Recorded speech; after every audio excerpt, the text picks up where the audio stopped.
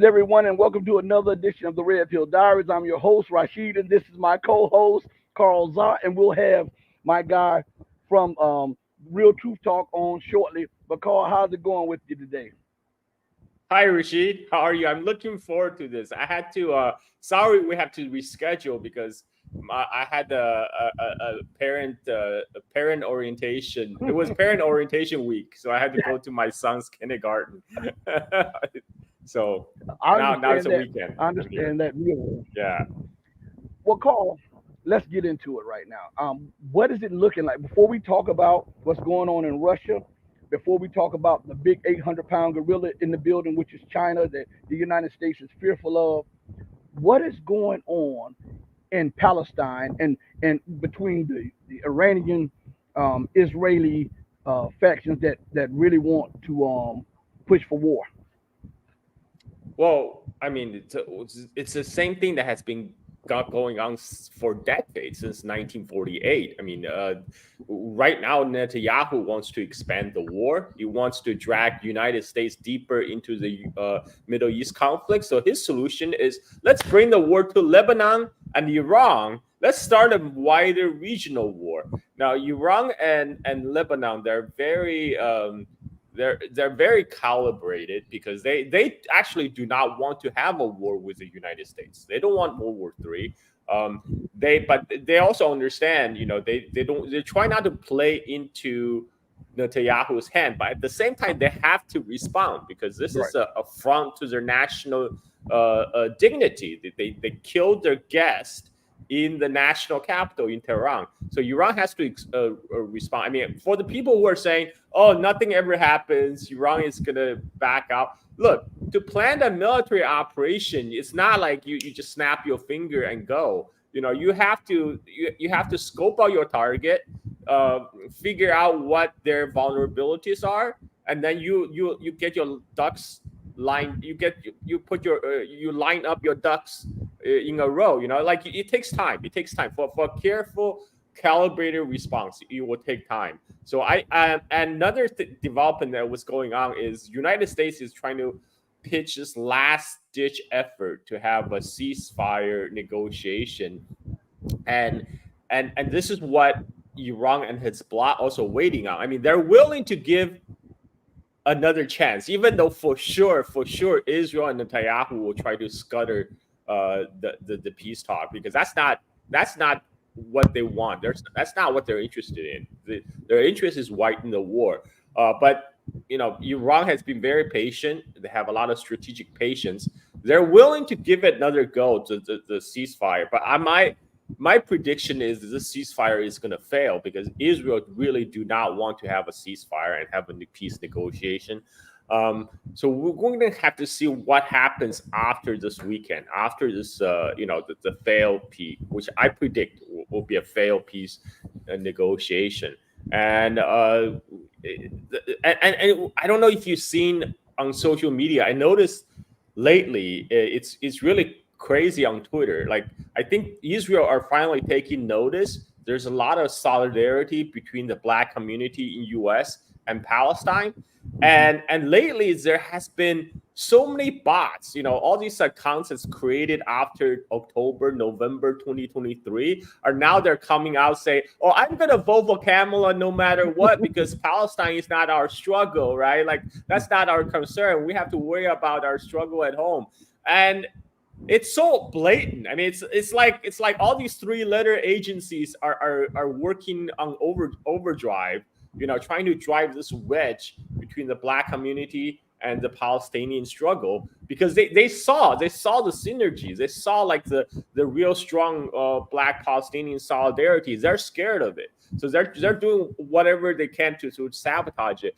And this is why Kamala and Tim Walz, if you look at their campaign, right now they just try to steer as far away as possible from any talks about Middle East or any talks about policy. If you look at their platform, it's policy free. It's like zero policy. It's like their campaign video is it's basically Kamala Harris going to Tim Walz and ask him about Middle Western food, and they discuss how people in the Middle West don't eat spicy food. It's like all vibes. The entire campaign is running on vibes, and they're just trying to act themselves like, oh, we're like we're not crazy. Vote for me. But the scary thing is, like, a lot, according to the poll, if the poll number are to be trusted, then Kamala is showing us lead. I mean, the strategy looks like it might be working. This is why last time we met, I said,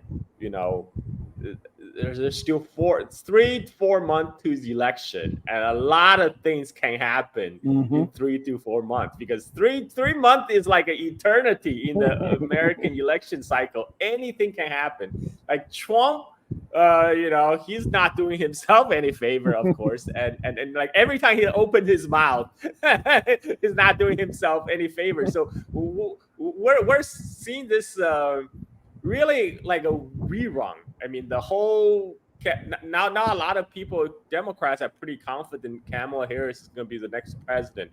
I mean, they're already acting like Hillary Clinton, back in 2016. start congratulating themselves. But I think the jury is still out, because 3 months is a long time. I'm really surprised how quick Trump campaign seemed to run out of steam right after his failed assassination, because if the election had been held on that day, right after the day he had a close call, he would have won. But today, now it looks more iffy. Like the Democrats, I have to give it to all the Democratic heavyweights like Pelosi, Obama. They knew what they were doing. They knew Biden was a liability. Anytime you put Biden in front of the camera, and everybody's like, no, we don't want 4 more years. And so they're like, okay, Biden has to go. And we put Kamala, who just laugh a lot and make all these vacuous statements. But guess what? It's hard for people to hate a dumb person, right? If she's just, I don't think she's dumb. I don't think she's dumb at all, because for anybody who rises to her position, you can't be dumb. And I think she's putting on an act, because I look at her public speech before she became vice president, including public speech she gave during the Democratic primary. She was very forceful speaker, and she's all like, I am law and order, I will impose law and order, and like she was talking all like that. And of course that didn't win any favors, because people knew she was a cop, right? I mean, like, we're not voting for a cop. And then so she totally changed her strategy after becoming VP. She just laughs a lot, talks about coconut, and like, you can't, it's harder for you to hate someone like a dumb airhead than you can hate a cop. And I think that she's playing us for suckers. I mean, I think she's putting up front, and it's working, actually, and it's working. So I mean, like right now, the Democratic Party, they're doing what they always do, is trying to browbeat their voters to vote for them. Like, why don't you? If you don't vote for us, it's gonna be Trump, and it's gonna be it's gonna be hell, and you have no choice but vote for us. And they're trying to distance themselves as far away from the Palestine issue. Of course, Kamala didn't do herself any favors when she opened her mouth, just like Trump. I mean, right now, the two candidates are all almost like running the campaign for each other. Like, every time they open their mouth, they're making the other candidate looks better. Like Kamala, when she was at her rally, and all these students protesting for Palestine, trying to hold her accountable, and she's like, shh, I'm speaking now, right? Like, so very condescending. She's like, if you want to vote for Trump, just say it, but I am speaking now. And all the clapping seals in the audience are like clapping, and then they actually put a t-shirt. Now they have a t-shirt with a Kamala poster and say, I am speaking.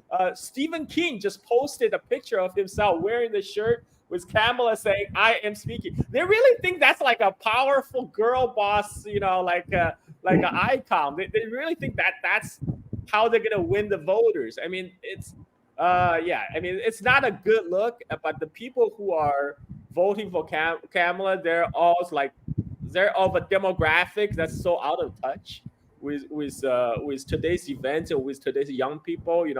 They really think they can do the same thing and win. So back to Palestine, I think if U.S. if you look at what U.S. actually did, not what U.S. say. Confucius say, listen to what they say, but watch what they do. If you look at what U.S. is now deploying a lot of military hardware. They're moving another aircraft carrier battle group because they're worried. They are worried that Iranian and Hezbollah retaliation is coming, and they know Israel alone by itself won't be able to fend for itself. And this is what they did last time during the Iranian missile counterattack. That the U.S. and the NATO warships, they use their air defense to help Israel to shoot down missiles, because the Iron Dome, we talk about, like, they always talk about the Iron Dome. Oh, it's invincible. But the problem with the Iron Dome is it's bullets shooting bullets. They're using missiles trying to shoot down incoming missiles. Well, guess what? Iran and Hezbollah, they have tons of missiles, and like, it's just a matter of numbers.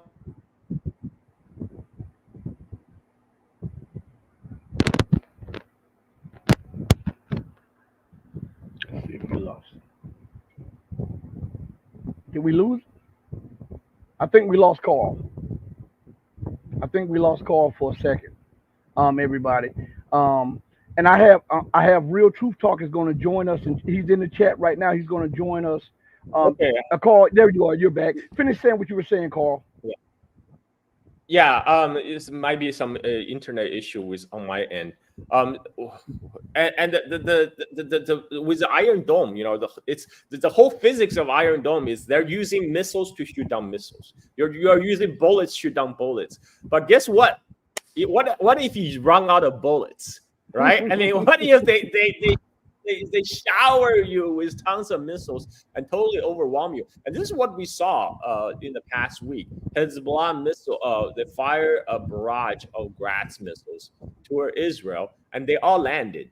And people are saying, oh, this is because Israel let that happen because they know those Grad missiles going to land in empty fields. It's not going to hurt people, so they're trying to use Iron Dome when it's necessary. But that's the whole point, So they know they're gonna run out of ammunitions if they try to shoot down every incoming missiles. And Hezbollah and Iran, they have enough missiles to overwhelm the Iron Dome system. And this is why U.S. have to move their armada into the region to help Israel to make up for the deficiency in the Iron Dome. But even the U.S., their missiles going to be limited. I mean, like, and we're talking about asymmetric warfare here. The Iranian, Yemeni, and Hezbollah missiles, they don't cost much, Whereas those Patriot missiles, they cost a lot. A lot. I mean, even though U.S. can print money like crazy, but a billion here, soon you adds up to real money. I mean, like that. So, and besides, we all know that U.S. military industrial complex is actually not up to the task to fight a real war. They can fight, like maybe have enough to go to places to fight gold herder in Afghanistan, but they don't have the military. They don't have the industrial capacity to replace all these air defense missiles that's going to be very quickly depleted if a real conflict break out with Iran and Hezbollah. So we're all waiting to see what happened now after this weekend. If something happened, then we should be back to talk about it. So, but now we're just waiting for how Iran will respond in a calculated and calibrated manner to put Israel on notice that, their misdeeds will not go unpunished, but at the same time trying to avoid broaden the conflict into World War III. Before Real Truth joins us, I want to say something to one of our audience members, and also want to jump on your piggyback off of what you said about the Iranian Israeli thing. So F. Lou says, and it's funny because he was like, "Are you sure she's not that dumb, Carl?" And it was like, "I think you're giving her too much credit." I'm in the same mind as Carl, because you don't ascend to that position to as a fool, and she was also a prosecutor, and so she knows how to speak publicly, and I think a lot of that stuff that you see is an act. I believe so. And but on that note, I want to say something concerning Iran. This was whispered into my ear, I believe, yesterday or day before yesterday, that Iran is about to strike. I don't know how true this is, but this is what a source out of Syria told me, that Iran is going to strike Israel. The resistance front is going to strike Israel in the coming. They said anywhere from that time they told me to next Thursday. Now I don't know. I'm just telling you all. I didn't even have time to double or triple check, but I said this, that they said that they were going to hit no matter what the United States and the West says, and that's why the United States is bringing in all of the heavy weapons. And most of you don't know this, that this took place yesterday and day before yesterday, that the United States killed an Iranian RGC lieutenant colonel. They bombed him in Syria, and this has gotten Iran. They're beside themselves now because this just happened. This is out of the news, but it was whispered into my ear, and I did some checking on that, and that actually took place. I checked a few Iranian newspapers, and an IRGC colonel was killed in an airstrike by U.S. and coalition forces in Syria. So I don't have to put that on Patreon. I just told you guys that. Now, on that issue with Iran, Syria, and what just transpired, how it seems like to me, Netanyahu is he and the neocons and the Zionists are so detached from reality, because first of all, they don't have the military capability and wherewithal to not just initiate but continue a war going against Iran and the actions of resistance. And Israel is bankrupt. The United States is bankrupt. England is bankrupt. NATO nations are bankrupt. So if war breaks out and Iran shuts down the Strait of Hormuz, the United States economy will collapse immediately. So what sense does that make to deploy that, to get in the middle of that at the behest of Israel, when you lose all of this on the other side?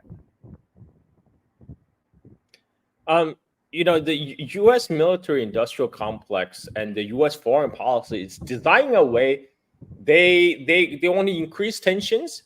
They want to continue to funnel money to corporations like Raytheon, Lockheed Martin, Boeing, by fighting small wars, small proxy wars. They can fight wars in Afghanistan, in Iraq, proxy war in Ukraine. These kind of wars will funnel profits to the military-industrial complex by creating demand for weapons. But they're not designed to fight a big war. If they're gonna go really fight with Iran, that's a serious war. Iran is not Iraq, and they have the backing of Russia and China. So it's it has a potential to develop into World War III. So I think most people, even the top brass in Pentagon, they understand that. They're in it for the money. They're in it to line their own pocket from the grift, to continue to receive the kickback, and that will only works if the system still functions, if there's still a working economy in U.S. And that all that stuff is out of the window if a big war starts. So I think the positive side of that is, I think they will also try to avoid to have a big confrontation. So my guess is they will do what they did last time for Israel. They will put all their military asset in the Middle East, and we're trying to cover for Israel, trying to protect Israel from from any kind of missile attack. They will bluff diplomatically. They will, like what they're doing right now. They will tell Iran, like, oh, any kind of retaliation, we will, you will answer for any kind of retaliation. We're gonna use our military power to protect Israel, blah blah blah. But I think, they are just trying to protect Israel, but they're trying to avoid to blow up into a big World War III situation, because they already have their hands full everywhere else. Like in Ukraine, they just had another suicidal push into Russia, right? I mean, like and we have the new news article now. They're totally blaming Nord Stream attack on Ukrainian now. So like there's so many things going on for United States that I don't think they want to be dragged in deeper into a Middle Eastern war, but they have to be there, because like we know Israel is a golden child, so so all the politicians have to do their utmost to protect the precious. But I think that's what's going on. To protect the precious. I got what you said, Carl. This is my guy, Real Truth Talk, Juan from Real Truth Talk. How's it going, Juan? Good. How you guys doing? Thank you, Rashid, for bringing me in. Carl, nice to meet you. I wanted to meet you, and invite you hopefully next time to the Real Truth Talk show. I wanted to thank Rashid for having me, and I have some questions, but I'm going to let Rashid go ahead and continue. You can ask your question. You could ask your question. Carl, I have a question. I have my questions written down. I'm not as good as Rashid. He just comes on off of the top of his mind. I have mine written down. I had to research for mine.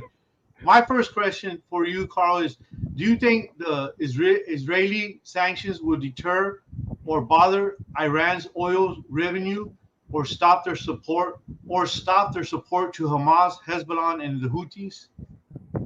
I mean, Iran has been sanctioned for so long and so many times. I don't think any additional sanction have teeth at this point. And also, United States now is trying to dangle out the prospect of renewed nuclear deal with Iran in order for them to back down from retaliating against Israel. So I think, I don't think Iran is going to take it, of course, because U.S. has proven itself being unreliable. Last time Trump tore up the deal that Obama signed. Now, it's possible there's going to be another Trump presidency. So how can you trust that? Especially right now, the last 3 months, the 3 months leading to U.S. election, I don't think any world leader would entertain a big deal with U.S. at this point. Because you never know who is going to be the next president and whether they're going to keep their promise or not. So I don't think any kind of threat of sanctions will have any effect on moderating Iranian action going forward, because they already sanctioned Iran. I mean, up to the gills. What more can they do? One, you have another. And if you guys see me turning to the side, I have a new setup. I have like the laptop here, and I have the 2 dual screen computers up here. So I'm watching the screen and watching the news as you guys are talking. So Juan, you could ask another question. Okay, thank you. Hey, Carl, my next question is, I haven't heard anything. Do you know, or have you heard any updates on Wagner fighters? I mean, the only thing I heard is probably what you guys heard about Wagner's in Africa, right? They were recently ambushed, fighting the Tuareg rebels in Mali, and I think this is where I have always held the view that Wagner needs to be reintegrated into the Central Russian Command.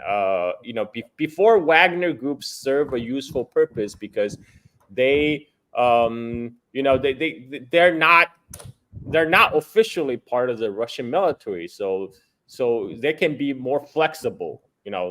For example, be deployed in Syria to fight along with the Syrian Arab army. And but we have seen with the precaution coup, when I was in Moscow at that time, that you can't have these cowboys running the show all the time. You have to they need to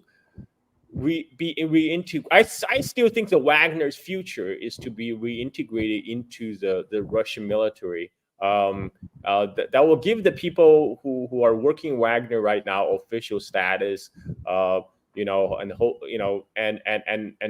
they'll probably retain all the benefits, but it's because it's this the I don't know. I mean, this is I'm not a Russian expert, right? This is just my take, my educated guess to the best of my knowledge. Okay. Before you ask another question, we have someone in the audience, None Your Business, which I love that screen name, None Your Business. It says, Carl, what's the real story going on in Thailand with the PM, the Prime Minister? Who is pulling the strings? Well, I mean, Thai military has a big say in who gets into the government. I mean, they had an NED candidate winning the Thai election back in the days, but he never became the prime minister. They had some backroom dealings. They came up with an alternative candidate for the prime minister. But in the end, I don't think it matters much. All these candidates are like coming from billionaire families, and but for the perspective of Thai military, they want stability, and I think I don't think we are gonna return to like kind of the big street confrontation between like the red shirts and the yellow shirts several years ago. I don't think the Thai military will allow that because and so that's the thing. The Thailand will continue to have elections. U.S. will continue to have a lot of influence in Thailand through NGOs, funneling money, buying off, the rich people over there. But at the same time, the Thai military has a lot of because they have the guns, right? Because like Mao said, the political power could come out of the barrel of a gun, and the Thai military has a gun. So I don't think much will change in Thailand. This is just my take. I want to say something which is crazy. I have to bring this up here because this is absolutely insane. We get censored if we question the legitimacy of the U.S. elections. We get censored if we even bring up that there are opposite views of who won an election, quote unquote. And yet nobody gets censored when Biden says this right here. Biden calls for new elections in Venezuela. This is the headline. RT is reporting. It says Biden calls for new elections in Venezuela. Why did he call for new elections when it was a dispute here in the United States, when people were saying that Trump was the rightful winner? But he's involved in the Venezuelan elections, which I might add had monitors from around the world outside of the Western world who said that these were free and fair elections and that there was little to no problems as was reported in the Western press, and that Maduro was actually the winner, and he won by a little bit more than the margin that was announced by the West. So why is it that Biden can seem fit to question the legitimacy of Maduro and the integrity of the Venezuelan elections, but you cannot say anything about the U.S. elections? And before you answer that, Carl, remember that former President Jimmy Carter, before he was sick, he went down to Venezuela with the Carter Center, and when they had the last elections, he verified that Venezuela had the freest and most fairest elections in the world. So how can it come out of the mouth of this man who got into office on a disputed thing? YouTube, don't censor us. I'm just bringing up this, but yet he has the gall and the nerve to question the legitimacy of Maduro in Venezuela's election. Well, Rashid, it's always do whatever I say, don't do what I do. And besides, Venezuela has a lot of oil. Venezuela is floating on the world's largest oil reserve. So of course US is going to involve, whenever there's oil, like US military is like the world's best geologists. They love that shit. and so I mean they're gonna interfere. And all these. The funny thing is, all these conservatives, they complain about the border, right? About the border, but guess who created all this migrant crisis? Because they're trying to choke off the Venezuelan economy, and they're creating hard times, harsh conditions. This is what created conditions for a lot of Venezuelans leaving their country and trying to get inside the United States via Mexico. I mean, this is entirely self-inflicted problem. I mean, it's the same problem in Europe. They bomb all these countries in the Middle East, and when the refugees come, they're like, wow, refugees. I mean, like they should demand their leaders to stop that by bombing people abroad, so those people don't have to come over. I mean, this is a kind of entire disconnect between the elite and the average people. What happened in Europe, just like what happened to the United States, is this elite class making all these decisions, practicing military adventurism and imperialism abroad, that's wreaking havoc everywhere else. And when the refugees come, it's not the elite that live among the refugees, right? I mean, and like so the average people will bear the burden, will bear the cost, and whereas the elite continue to carry out these very destructive policies abroad.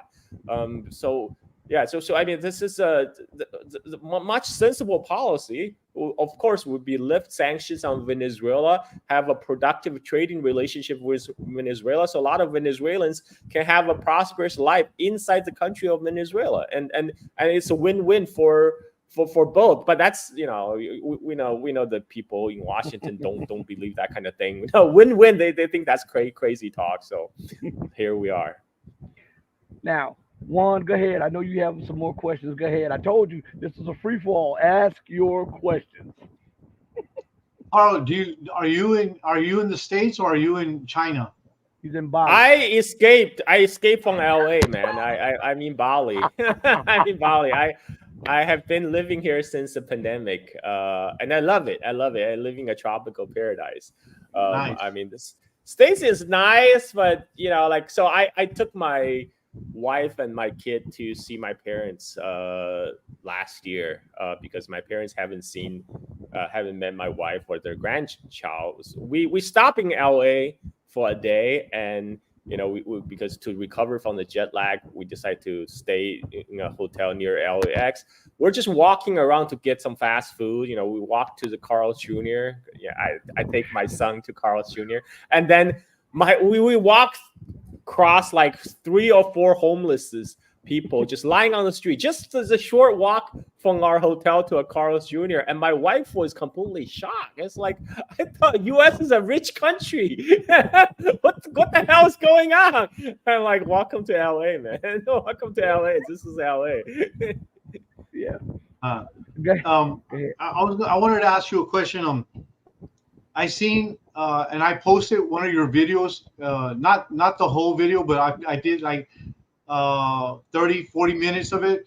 It was a really good video. You were talking with Scott Ritter, and you guys were discussing the Sierra Madre, and I just wanted to know, can you give us an update?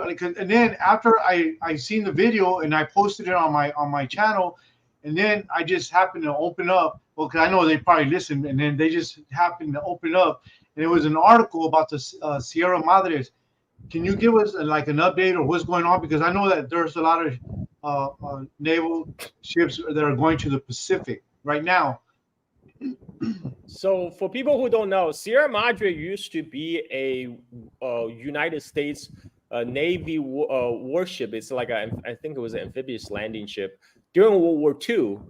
It was a transport ship, and then it was transferred to Vietnam, to South Vietnam during the Vietnam War. And of course, after the liberation of Saigon, American got kicked out. So the United States took that ship, the old ship that was previously giving to South Vietnam Navy, and then turn around, give it to the Philippines. And then it was renamed Sierra Madre. So in 1999, the Filipino government decided to make a claim on the second Thomas Shaw. And the way they did it is they decide, okay, they're like, we have this really old, decrepit World War II warship. We're just gonna run it aground on the second Thomas Shaw and claim and then put our stake down, literally. So that's what they did. At that time in 1999, China protested because China has claim over the same Shaw. And at that time, the president of the Philippines said, "Oh, it was an accident. We just have a mechanical failure. Don't worry, we'll tow it away." Of course, they never towed it away. 25 years later, that ship is still there. And the Philippines actually posted a half dozen Filipino Marines on the ship. Now, in 2014, this is even before Duterte came to power, China and Philippine government had a gentleman agreement where China said, okay, for humanitarian reasons, we'll allow you to bring food and supplies to your Marine station on that, stranded, grounded ship. But you have to promise not to bring any construction material to the second Thomas Shaw, because China just like, okay, it's an old rust bucket. We'll just let it, fall apart by the weather, by the elements. So we don't want you to reinforce the structure. But you can, if you decide to station troops there, fine. Just they need to eat. Okay, we understand. So that was a gentleman agreement held until Bongbong Marcos came to power. After Bongbong Marcos made a trip to Washington, he did a 180-degree turn on the Philippine policy toward China. He opened up additional military bases for United States. Now, U.S. have access to 9 Filipino bases. And they even station missiles over there. So, the whole conflict around second Thomas Shaw then become a very convenient excuse for U.S. to kind of pivot its military hardware to the Philippines. So this is when the Filipino government violated the 2014 agreement by bringing construction materials to Sierra Madre, trying to reinforce the ship, make it a permanent structure. This is when China objected and sent Chinese Coast Guard ship to using water cannon on these supply ships that are trying to bring building material to Sierra Madre. And this is what all the pictures and videos that we saw. They have like Filipino journalists, CNN, Wall Street Journal, New York Times. They have all these journalists on board to film the Chinese water cannon from every angle, right? So they can plaster it back to justify U.S. military presence in the East Asia. And then very recently, China and Philippines actually sat down trying to resolve this issue. They agreed to restore the 2014 gentleman agreement where Chinese Coast Guard will back off to allow the Philippine Marine to resupply their 6 personnel on Sierra Madre, but Philippines promised not to bring any construction material. So this happened in late July, and the Philippines were successfully run a supply mission to Sierra Madre without any interference from Chinese Coast Guard. So it looks like everything was going good. And then the day after, the 28th of July, U.S. met with Bongbong Marcos, promised additional $500 million in military aid. And then days after, Bongbong Marcos says, China made a misinterpretation of our agreement. And so now we're back. We're back to the confrontation again. I mean, like, this is I think it's just another case of U.S. made an offer that Bongbong Marcos couldn't refuse. I mean, like they saw the moment they saw the tension were dying down between the Philippines and China, they're like, okay, that's not acceptable. That goes against our narratives. So they went in and made another offer to Bongbong Marcos. Now Bongbong Marcos changed his tune again.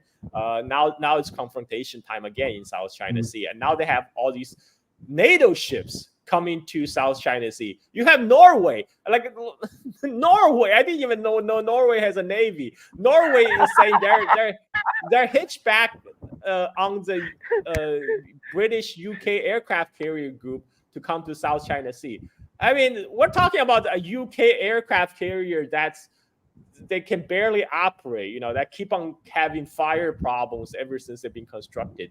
Spend most of this time in the docks, but these Europeans, they're just vassals to the United States. They can't say no to the U.S. So to prove their loyalty to their master in Washington, they have to make a big show, like a show. The demonstration of their fealty to Washington is send whatever meager military asset they have and send them to do a military parade around South China Sea. I mean, it's very foolish, unnecessarily provocative, and stupid. But that's the policy. That's an official U.S. policy right now. Stupid, unnecessarily provocative, and totally counterproductive. And since we're on that issue, I'm going to play a little short clip that's pertaining to what's going on in the Asia Pacific. The West changes things like the South China Sea. They change it to the West Philippines Sea or the Indo-Pacific when we're talking about the Asia Pacific region. These are little sleight of hand moves to like try to frustrate China and to antagonize the Chinese. But I pick up on all of that stuff. But I want you to listen. This is about 2 minutes, and this is Scott Ritter.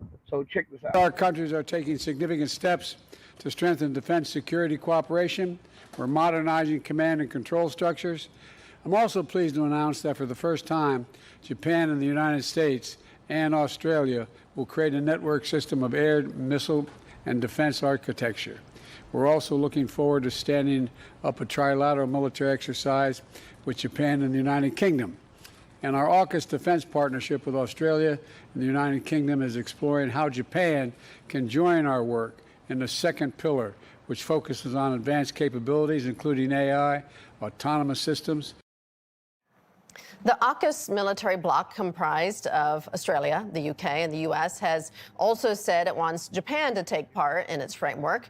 That country's prime minister has, however, walked back potential direct involvement with the alliance, saying no decision has been made yet. We asked former U.S. Marine Corps intelligence officer Scott Ritter for his take on the prospects of more confrontation in Asia.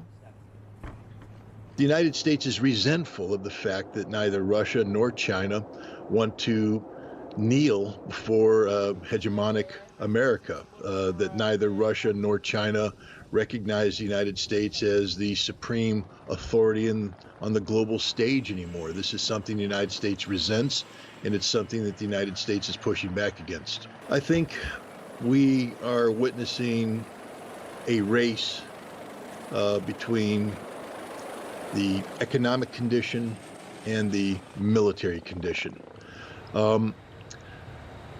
If the United States loses the economic race, I think the United States will have no choice but to cede the military race, meaning that we'll have to find a way to correct our position economically before we talk about going to war. We can't go to war based upon a fundamentally weak economic position. If the United States is able to stabilize its economic position vis-a-vis China, then we will press the military issues, believing that we have a military advantage over China. And this is a misconception, a misperception, and a mistake, and it will lead to direct conflict with China.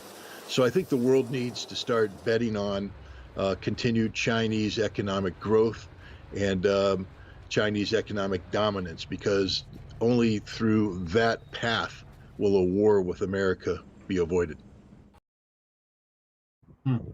So with that said, I want your take on what Scott said, Carl, but I want it done in a way where you're analyzing also Russia, because I continue to advocate. I don't advocate war, but I'm saying that the passiveness of Russia has brought some of the escalation on with the United States, because if you do not confront a bully, the bully will think that you're scared of them and there's no repercussions, so they will continue to escalate until you take the knee, till you bend the knee. So what have you to say on that? And after you say that, I'm going to play a clip and then let him come in and chime in.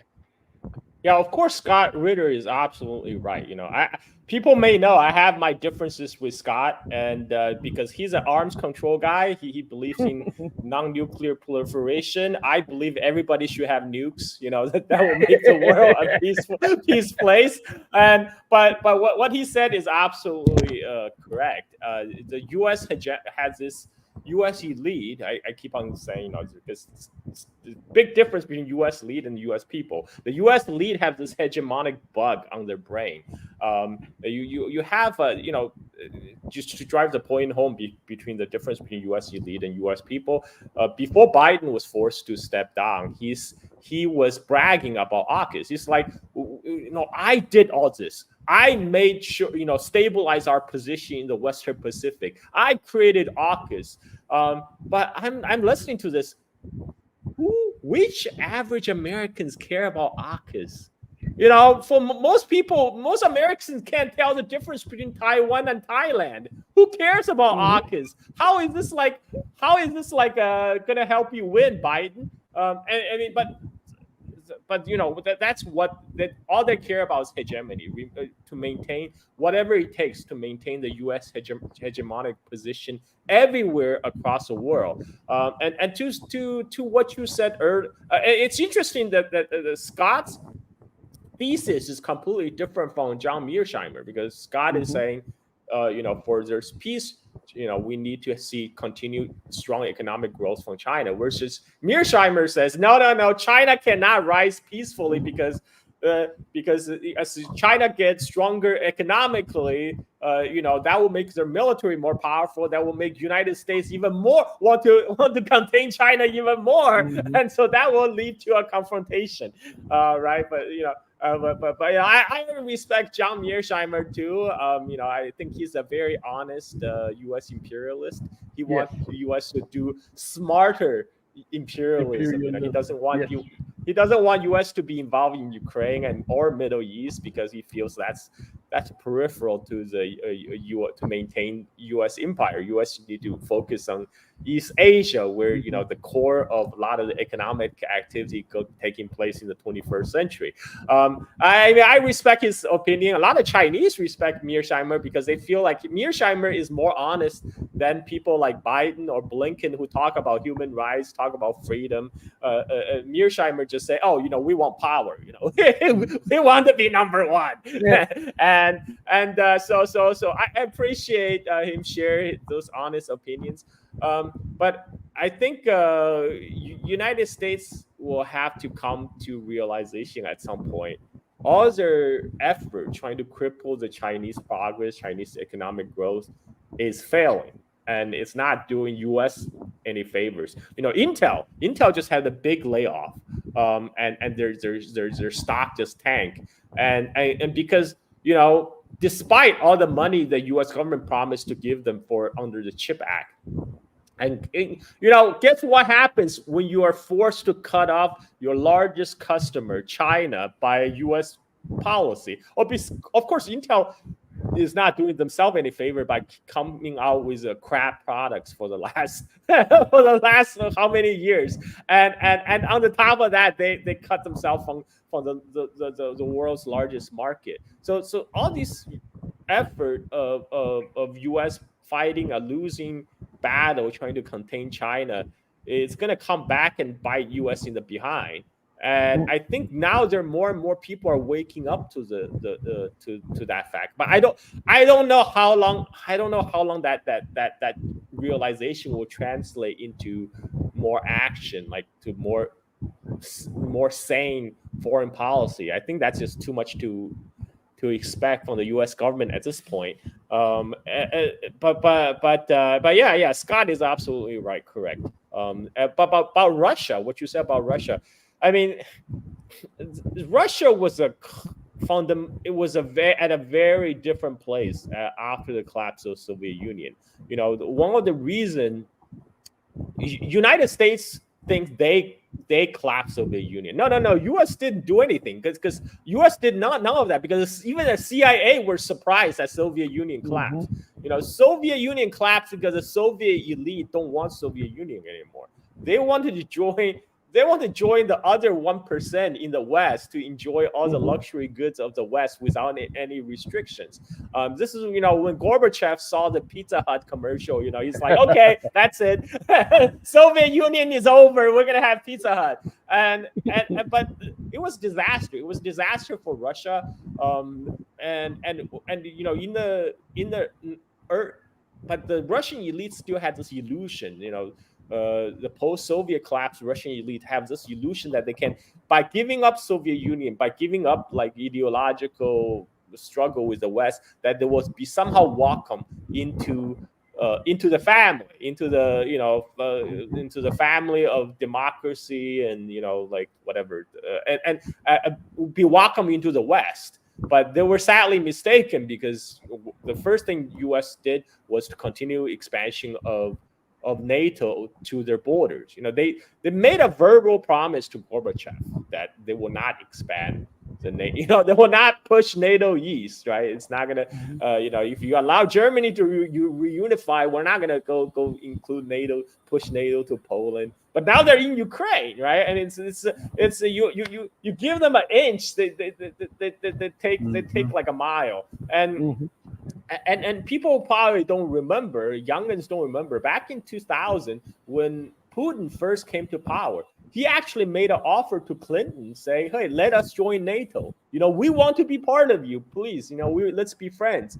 And Bill Clinton went to say, okay, this sounds good. Let me check with my people. By people, it's like the people who really run the U.S., the deep state. And then Bill Clinton came back. So sorry, my people say we can't do that. and so that was that. That was that. Russia was rebuffed at every turn when they try to join the West. They're on this holy grail quest to join the West ever since the collapse of Soviet, even before the collapse of Soviet Union. The whole reason for the collapse is their elite want to join the West, but the West keep on slapping them in the face. And so now that's where we're here now. We're fighting a terrible losing battle in Ukraine at the cost of the favorite line of the Western media, at what cost? At the cost of hundreds of thousands of Ukrainian lives. And the more recent push into Russia, that was completely suicidal. They gathered their best division, their best brigade from Ukraine, one of the last intact brigade that still had fighting capability. They send on this publicity stunt by sending them to Kursk, because I guess at NATO they just have to, they get too excited over the prospect of seeing German tanks in Kursk again, right? I mean, they just have to have the optics, and this is so suicidal. All these Ukrainians they send on this offensive will end up just like the Ukrainians they spent on their last famous spring offensive in 2023. They will be wiped out and for nothing, and for only like a brief time of publicity stunt. They're willing to sacrifice all these men. I will not say equipment. Equipment that's provided for by NATO anyway. So they're and end up accomplishing nothing. And what it will do is all these provocations. It's just going to strengthen the resolve of Russian people to see they're going to finish this with unconditional surrender of Ukraine in the end. I mean, now Putin even said that. No more. There's no need for negotiation anymore. We're going to prosecute this war, this special military operation, until its successful end. And I think that means unconditional surrender of Ukraine. And there's nothing NATO or the West can do about it.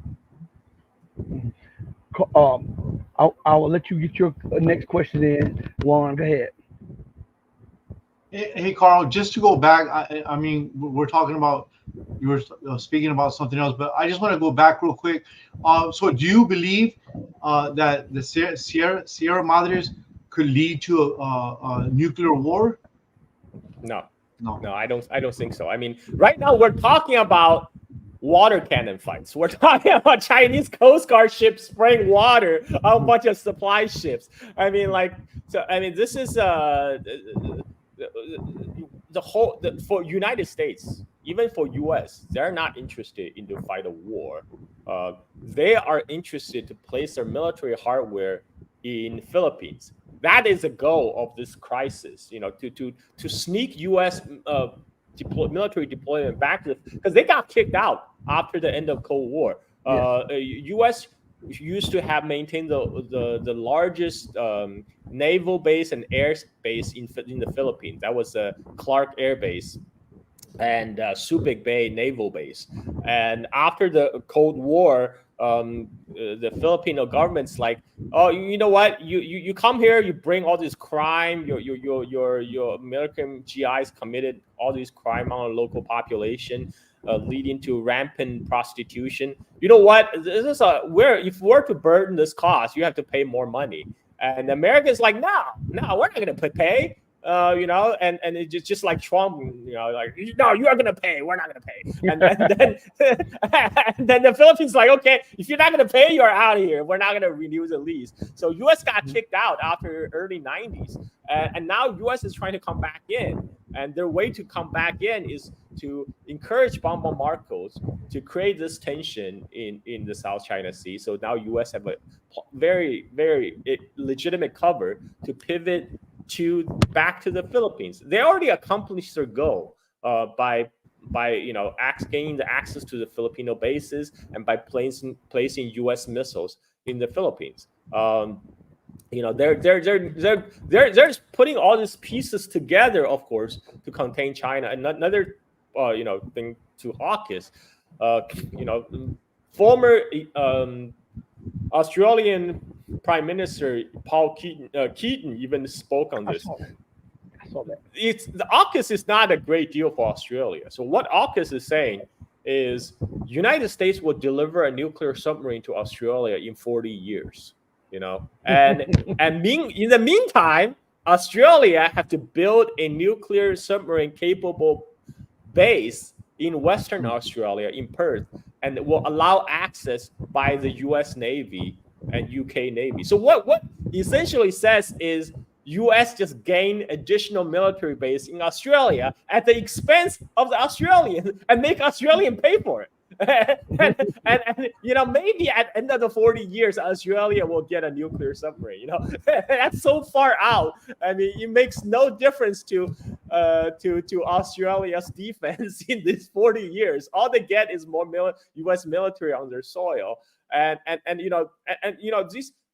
Australia, they don't have sovereignty on these U.S. military base. They already have a base called Pine Gap. Australian citizens cannot enter that area because that area is under jurisdiction of the U.S. military.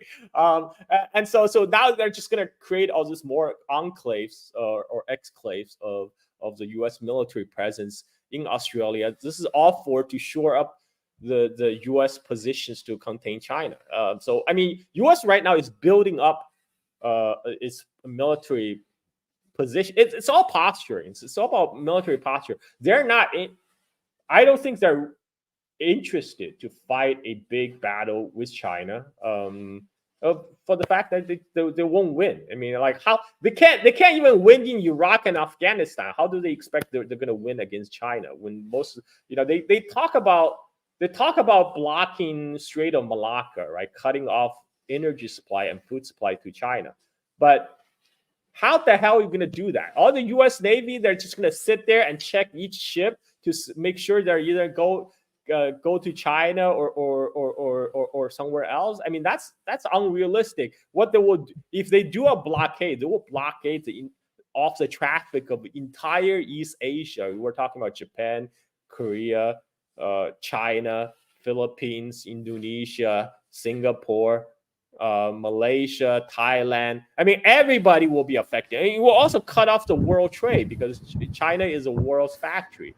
And so if you want to have a war with the rest of the world. You go blockade the Strait of Malacca. Not to mention you are also blockading yourself, because all this stuff in U.S. comes from China anyway. Mhm. I mean, you're sanctioning yourself. So I mean, a lot of these crazy talks with war with China, I just don't think that's realistic. I mean, they do war games after war games on scenarios of a fight with China. And 90% of the time, the United States end up losing. So I just don't see that happening. But their game has always been to create the tension so that can justify to continue to pump money into the military-industrial complex, and that has always been the game. And then they can continue to force Taiwan to pay for very expensive, outdated weapon platform from the United States. I mean, it's all about grift.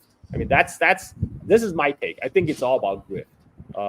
They're not seeking all these talk about nuclear war. You know, United States, Nixon had this thing called madman theory in the Cold War. The idea is if United States act like this completely unhinged madman threatening nuclear annihilation, then Soviet Union will back down, right? That, you know what, you know, like, two people can play this game, you know. That's why this is why when I was talking to Scott Ritter, I quoted Mao, because Mao was basically, you know what, you want to be madman?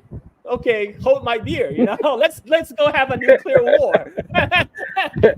And so this is what Mao meant when he says you know, nuclear weapon is a paper tiger. You know, I know in the Cold War we did have a couple instances we were pretty close. It was like Cuban Missile Crisis, and there was a couple other instances, but The Korean War.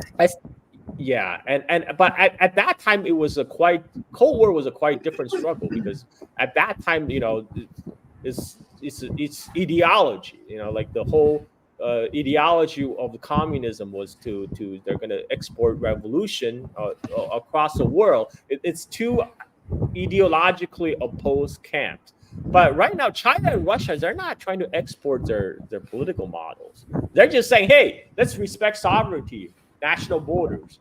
And but the United States, like, no, we don't believe in sovereignty. We believe in empire. You know, you are either bowing to us as our vassals, or you are our enemy. So this is insane. This is insane. I do think at some point, I don't see it happening anytime soon, but I do see some point sanity has to return to the U.S. foreign policy. I want to say a few things. First of all, I was kicked off the internet. My signal strength is excellent connection. So evidently we've been keying a few people off talking, because I have excellent connection and I have a backup internet, and I was knocked off. So that's one thing. Two things. I want to disagree with you for 1 second, but it's in light. You said 80% of the war game China won. When I watched the review, it was 100% of the war games that China won. It's just that in the winning of the last few war games, the United States was able to not lose so many warships and so many sailors and Marines by the use of non-existent future weapon systems that they employed in the so-called war games, that they don't have any technology. So I understand what you're saying, but I had to say that to the people. Now, I want to play something for you, because there was just war games going on yesterday with the United States, the French, and a few other of the NATO nations, and they're saying that how they're going to expand to the Asia Pacific, even though the North Atlantic Terrorist Organization is supposed to be North Atlantic organization. So I want to play this right here. It's about a minute. So check this out. NATO is a product of the Cold War, and it has been virtually resurrected as a result of the conflict in Ukraine, and we're seeing it, this organization to continue expansion these days. And the latest summit right now that is being held in Washington, D.C. is now even proclaiming that China is becoming the threat. So what is this? This is going really too far. NATO seems to be interested only in finding new enemies. picking fights everywhere, and this is not right. And being a North Atlantic, based organization or a military bloc, it is now even advancing to Asia. And this is really absurd. And I think the Chinese government is right to have made the point very clear that we are not a country that is interested in picking fights with people. We're a peace-loving people. So for NATO to pick China as the scapegoat for its own military expansion, that is totally groundless. See, and I want to make a couple of points here. First of all, I want to address something that's on the screen right now about shipping has stopped everywhere. I was looking at a lot of shipping companies. They're laying off people and they're closing down. At the same time, I heard that China enacted a policy to now limit the export of certain vital material to the United States. And that is going to hit hard in every industry, military and commercial industries, as they do that. And I want to know, why does the United States think that China, thousands of years old civilization, will just bow to U.S. dictates when they are no longer in the position to dominate? China outstrips America in purchasing power parity, in manufacturing. She's the largest trade partner to practically everybody on the globe. She is the financial hub to practically everybody on the globe. And common sense tells me that if my place is in decline and yours is in ascension, why won't I attach myself to you to stay relevant and to stay in a position of success instead of constantly antagonizing and provoking? Why don't any of the Western leaders look at it like that? Because if you antagonize the very nations that are rising on your collapse, when you hit the bottom, it'll be that much harder because there's no thing to cushion you at the fall. Well, Rashid, you are making a huge assumption. Your assumption is that Western leaders are endowed with intelligence. I mean, that's just not true. I mean, they only care about lying. They're very smart about lining up their own pocket. I mean, no doubt about that. But everything else, you think they know about history or geography or anything other than grift? I don't see any evidence of that. Right now, that they only care about is winning the votes, please their political donor class, and get more money, and everything revolve around that. And what the cooperating with China, win-win, what's that? How is that going to benefit them? How is it going to get money from Lockheed Martin or Boeing or whoever they don't like? What's her name, Miriam?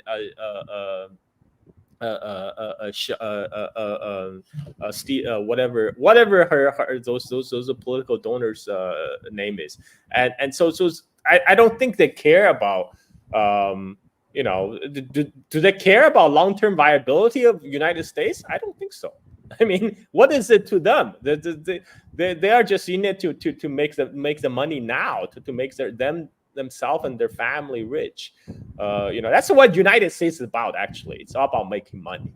This is why people from all over the world come to United States, to make money. So it is what it is. This is what you get. Go ahead, Juan. Hey, come on, you got to get in with us, man. You got to flow with us. And come on, Juan, you get to ask questions too. I'm learning. This is like learning knowledge, and this is like classes in session.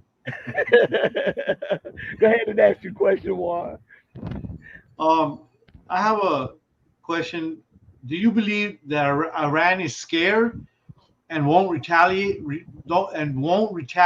because significant time has passed? Well, I don't think Iran is scared. They have strategic patience. Iran don't want to start a war. They don't want to have a war with the United States. That's not in their interest. They're more interested about developing their own country, but they will have to respond because this is an affront to their national dignity. and their pride they will have to answer for. But military, like I mentioned earlier, military operation of any kind, it takes time to plan, to execute. You have to pick your target, to figure out where your opponent's vulnerability lays, and how to best exploit their disadvantage and maximize your own advantage. So that all takes time. I mean, it's just logistics. The whole logistics takes time to plan and pull together. So I don't think, Sun Tzu has said, you don't fight a war at your enemy's choosing. You choose the battle at your own timing and your own place. And that's what Iran is doing, I think. They will fight when they're ready, when they think it's the best time to strike. Right now, Israelis themselves are panicking. If you read the news, they have all these psychological problems in Israel as they're waiting for the strike from Hezbollah and Iran. They're cracking. And so it's, it's like Iran hasn't even done anything. I mean, the longer Iran wait, it's just more mental stress for the Israelis. So, there's no hurry. I think Iran will definitely take action. This is the belief of many Iranians themselves. So we'll just have to wait and see. Just be patient. It's only a week, guys. It's only a week. you need that, at least that amount of time to plan out a military operation. So, I want to, since you guys brought this back up on the situation with Iran and Israel, I don't think most people understand the gravity of what is going on. You have a bankrupt and a declining superpower that is being drawn into a conflict that some of the neocons have wanted for decades. You have a bankrupt power, a Middle Eastern power that is declining militarily in Israel. You have it flaunting international law and committing war crimes and crimes against humanity in front of the entire world, right? And at the same time, we're looking at the all of the embers starting to smolder into a burning fire for war. Now, if this takes place, most people, they don't even understand that Israel does not have the financial capability or capacity to sustain a large war. This would bankrupt the system that is already political and ethnically and morally already bankrupt. So that could bring about the end of Israel. And at the same time, it would also weaken the so-called global hegemon that much further. So with weapons sent to Ukraine, and you see how Russia is outpacing, outgunning, outmanning the entirety of Ukraine and NATO, including the United States. And then America, after leaving a war in the region of the Middle East, North African region, goes and limps into the Asia Pacific to fight China.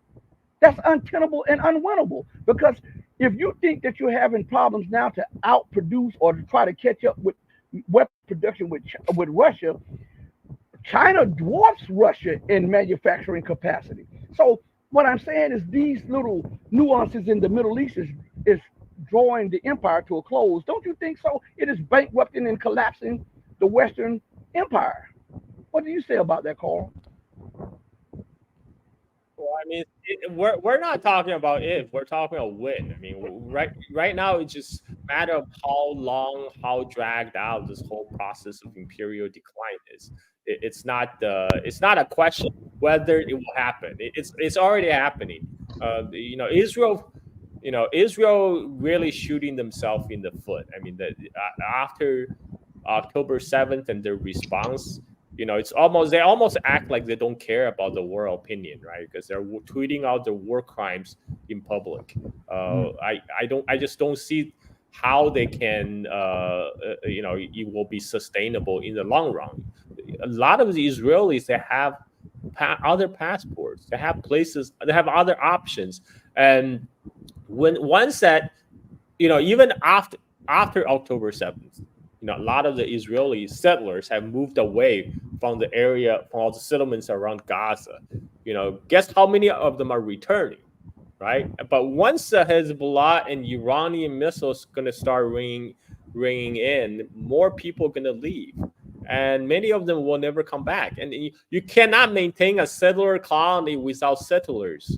This this is why I think it's a lose-lose situation for Israel in the long run.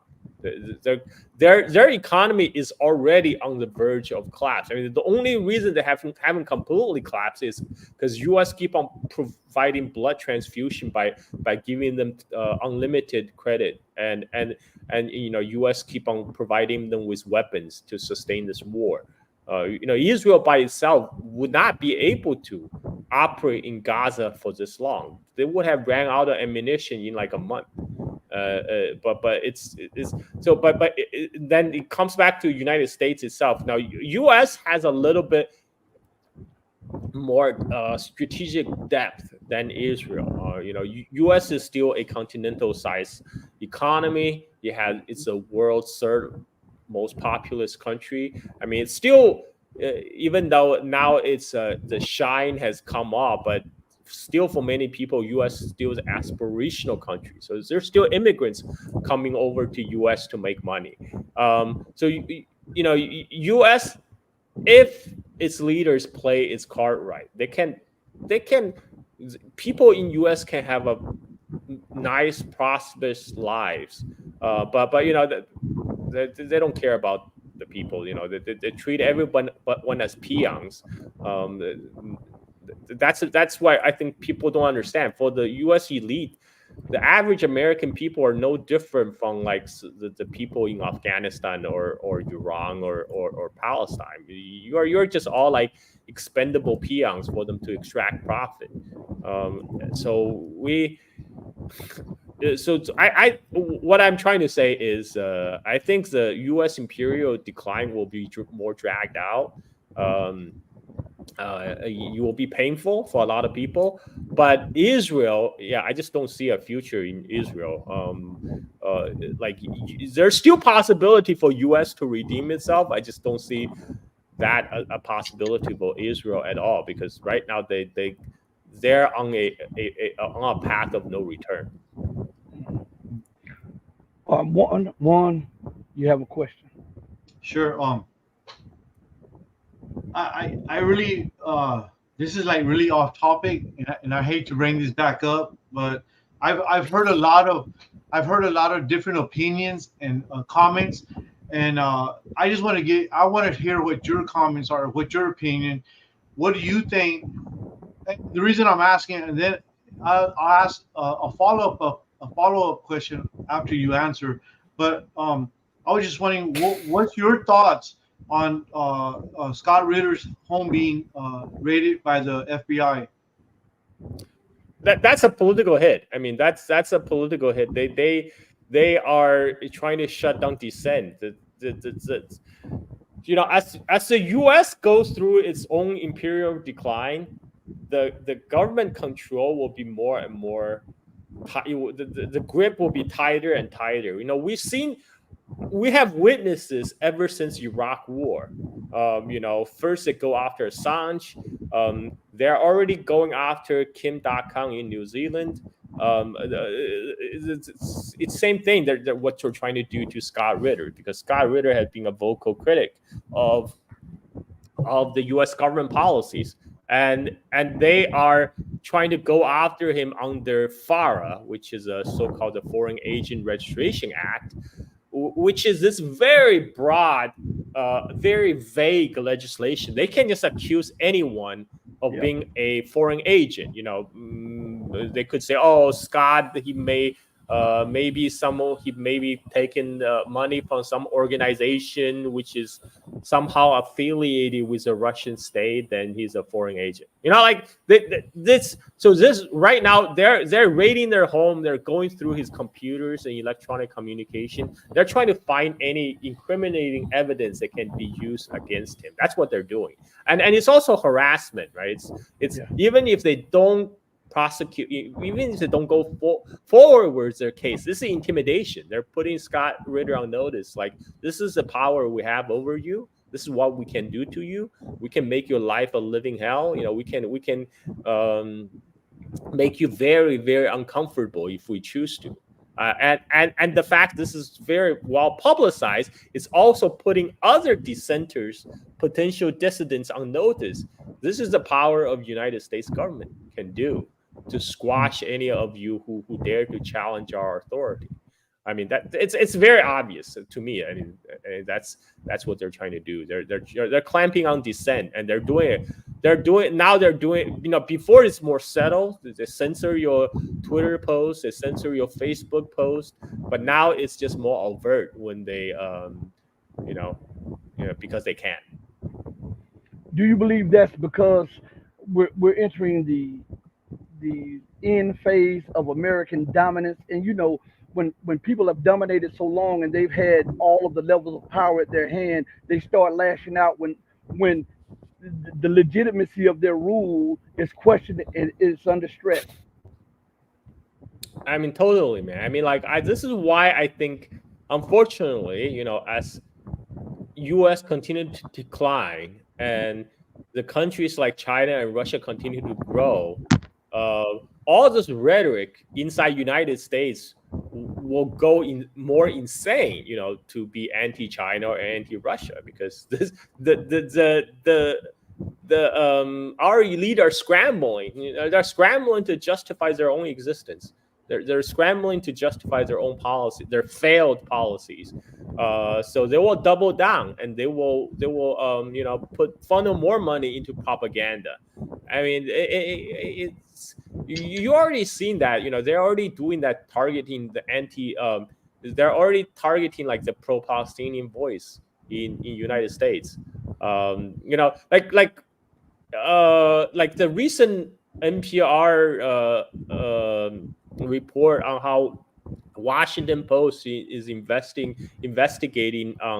Taylor Lorenz. I don't know who Taylor Lorenz is. He's some kind of reporter, but it's over her private Instagram story where she posted the pictures referring Biden as a criminal. This is the country that prides itself on being free.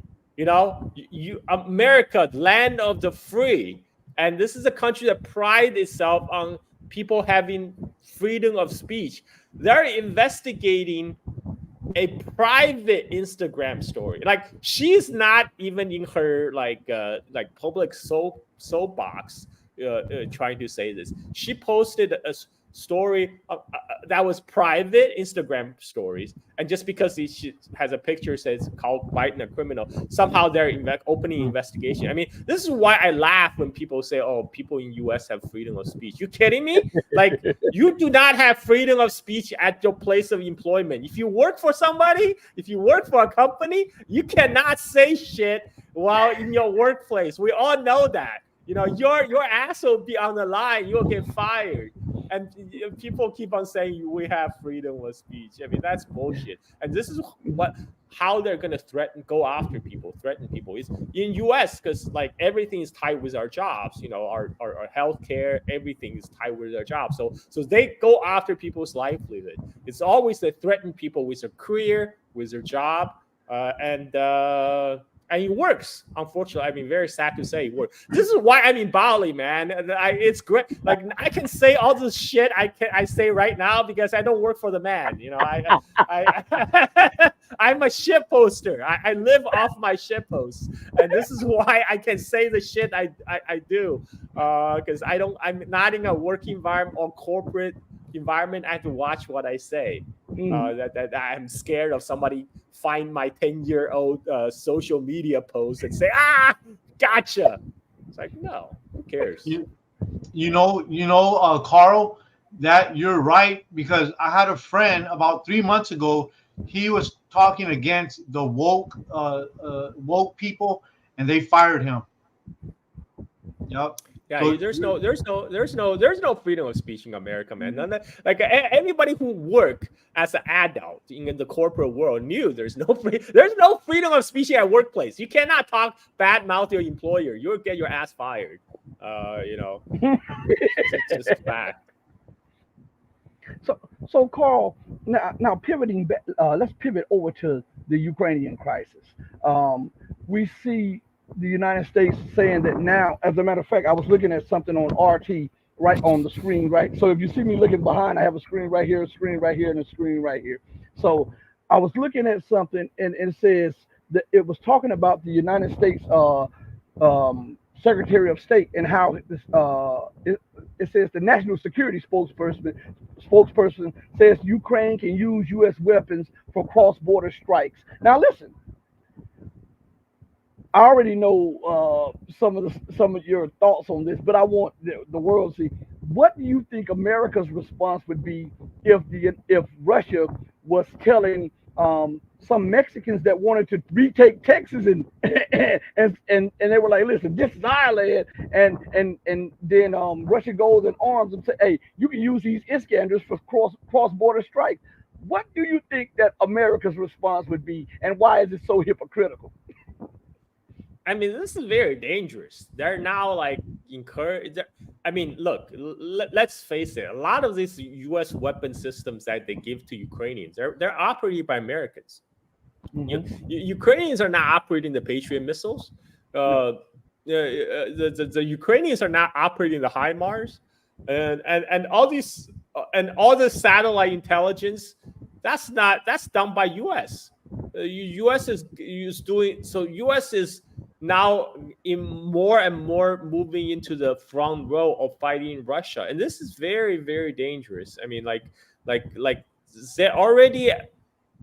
they're just pissing off the Russians even more. That's all they're doing. They're not actually materially degrading the Russian war capabilities. I mean, Russia's war industry is humming.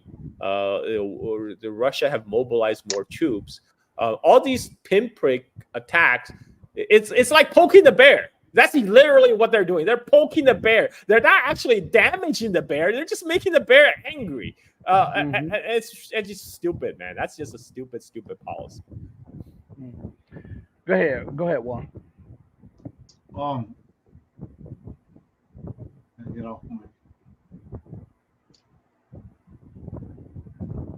Carl, what do you believe?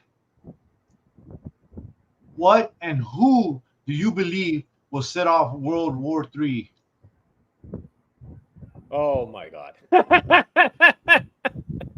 Well, I hope there will not be a World War III, because like Einstein said, I don't know what weapons will be used to fight World War III, but for sure for World War IV it will be stones and sticks.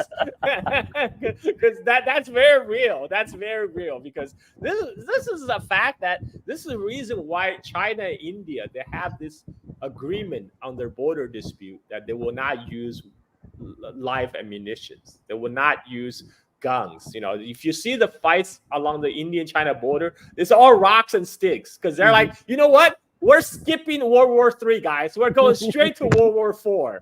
We're gonna fight it with rock and sticks. So this will not escalate. You know, and it's actually a very smart policy, because they know they don't want to end up with nuclear exchange. I mean, it's not more saner policy than whatever United States is doing.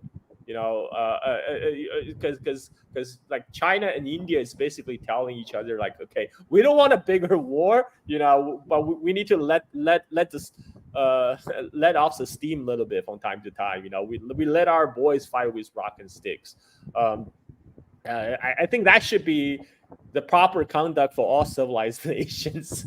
You settle their differences, but going back to the tradition, right? Going back to the tradition, but is there a lot of the problem is what worrying is there's a lot of cycles in the U.S. National security establishment. You know, they're right now deploying tactical nukes into the Pacific right now, to the Western Pacific right now, because their idea is, okay, well, yeah, all these war games that show that China is winning. You know what? That's conventional warfare. Guess what? We still have tactical nukes, right? I mean, because if we just use tactical nukes against China, they won't really retaliate, right? Because it's only a tactical nuke. It's not a city buster, right? So, I mean, maybe this is crazy. There's no once you go nuke, there's no going back. You know, right. China is not gonna care. You only use a tactical nuke rather than a strategic nuke. You know, a nuke is a nuke. You know, once they see that mushroom, you know, all these mushroom cloud is coming to you as well. So I mean, like, yeah, I just hope the saner people prevail. There's a lot of crazies out there, man, especially in the Pentagon and a lot of these think tanks. So I really hope. I don't think China and Russia are interested in fighting nuclear war. There's a lot of talk about, oh, this is it's really getting crazy. Russia might use nuclear weapon. Like, why? Russia is winning conventionally. They can crush Ukraine. In conventional warfare, no problem. Same with China. China don't really have much to worry about in a conventional warfare. They don't need to resort to nukes. So the only people who might use nukes, United States. And so let's hope for the saner heads to prevail in the U.S. military. And since we're talking on that, let me play a short clip, a 3-minute clip for you about what Russia has to say about what's going on in Ukraine and the nuclear possibility. Here we are. Alarming news. So coming from a Russian state media outlet, which in turn is citing Russian law enforcement officials, we're hearing that Ukrainian armed forces are planning to detonate a dirty nuclear bomb. And the potential targets are storage sites at power plants. Well, to get a bit more on this, let's cross live now to RT correspondent Igor Zhdanov. I mean, Igor, I know that this is something that's literally emerged, well, really within the last sort of half an hour, 45 minutes. Very disturbing. What do we know at this stage?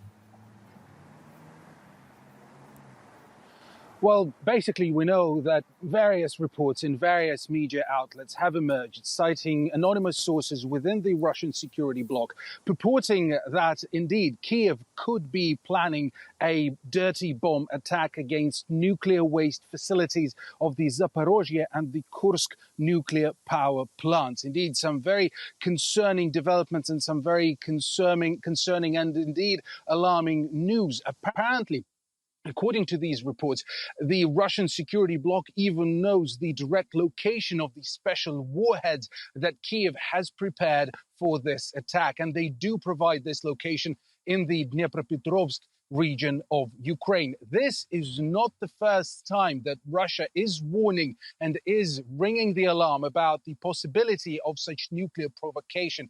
Here's what the head of Russia's radiological, chemical and biological protection forces had previously said. How realistic is the scenario of Ukraine's military political leadership creating a dirty bomb? Well, we won't reveal any secrets, but in fact it's not that difficult. I believe they already have one. There have been instances of toxic substances being used that could only have been synthesized in the US, because no other industry is equipped to produce them. All our concerns have been formally submitted to the Organization for the Prohibition of Chemical Weapons. So far, there has been no reaction.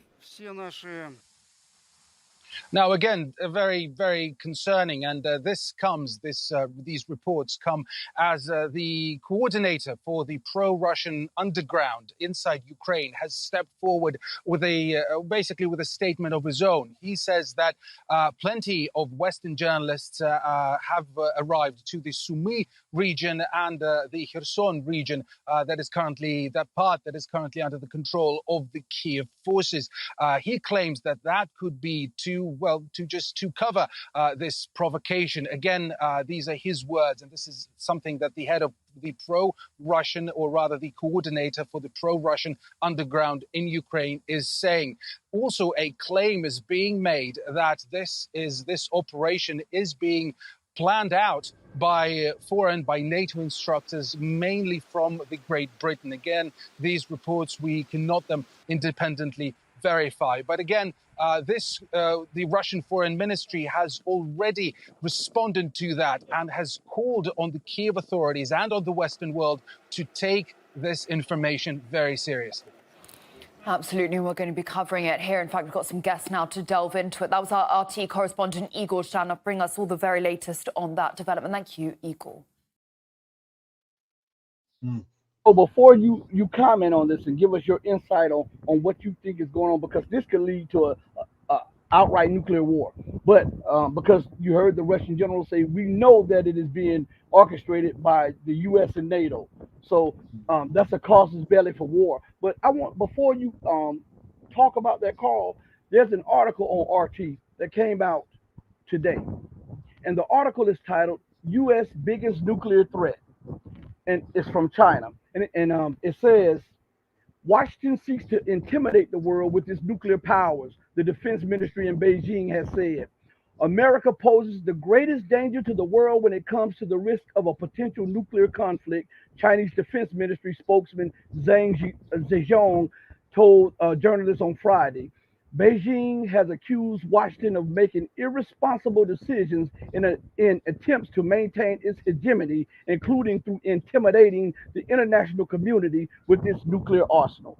You take the floor and elaborate. I think what's happening is they're desperate.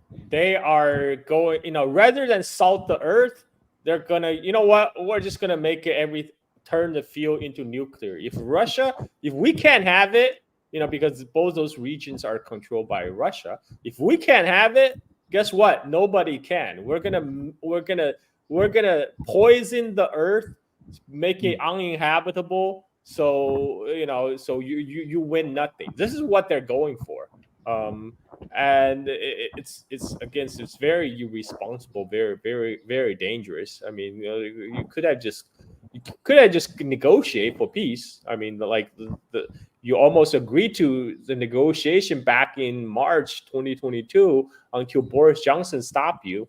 I mean, who is stopping you right now? And of course, NATO is stopping them. But they rather goes through. I mean, this just shows their level of desperation. I mean, it's very concerning news, of course, but I think it shows their level of desperation.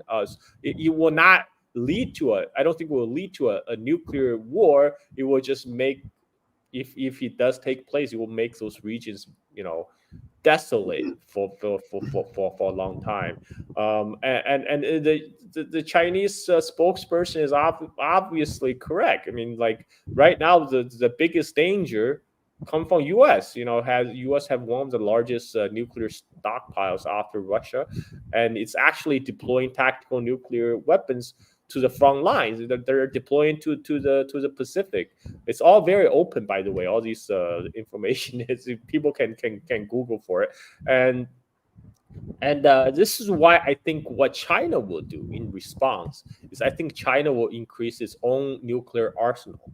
I mean, China already have the delivery capabilities, but before China maintain a small nuclear arsenal between 300 to 400, I expect they'll probably increase that number to maybe 1,000 to match, enough credible nuclear deterrent. Because right now, U.S. still counting on having, taking out the opponents in a first strike. China has publicly stated they have a no first strike policy. China will not be the first country to use nuclear weapons, and so to have a second strike capability, they have to increase their stockpile. So I think unfortunately what that's going to what end up happening, all these U.S. provocation is going to lead to a larger Chinese nuclear arsenal, because China now is at the point where their economy is large enough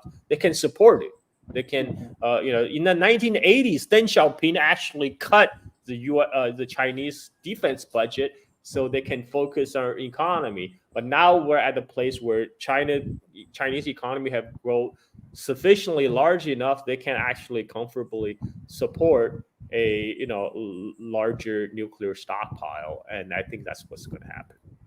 I think, and before this will be one of my final questions, I think one of the main reasons that the United States is acting unhinged, and one of the main reasons why her political class are pushing for war and provocations, is because of the debt burden that America's under. They know that they cannot repay that debt. They know that they're indebted to almost every nation in the world, especially and specifically China and Japan.